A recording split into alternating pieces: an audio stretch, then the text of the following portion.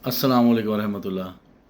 जी भाई जान, sir stomach की गर्मी का नुस्खा बता दें, इस वजह से स्किन एलर्जी हो गई है। तो जनाब, सबसे पहले मैदे की गर्मी के लिए आपने जो परहेज़ करना है वो है तली हुई चीज़ों का।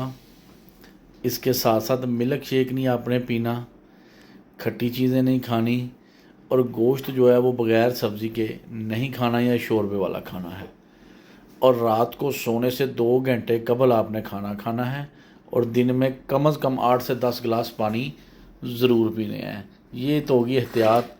और ख़ुराक आपने क्या खानी है, रस वाले फल खाने हैं, मसलन अंगूर खाना है आपने।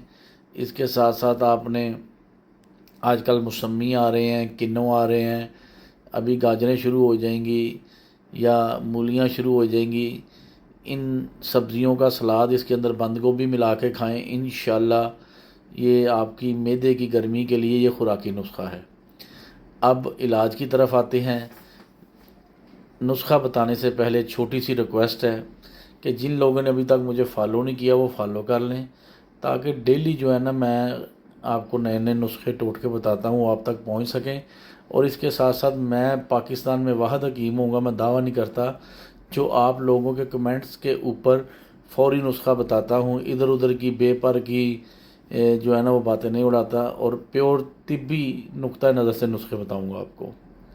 नुस्खा ये है कि आपने मैदे की गर्मी के लिए ख़ास तौर पर, और इसके साथ साथ ये जिगर की गर्मी को भी नुस्खा फ़ायदा देगा, 5 खुश्क आलू बुखारे के दाने आपने ले लेने हैं। 5 दाने खुश्क आलू बुखारे, ये पंसारी से मिल जाते हैं, किराना स्टोर से मिल जाते हैं, हाइपर माल वगैरह से, हर जगह से मिल जाते हैं।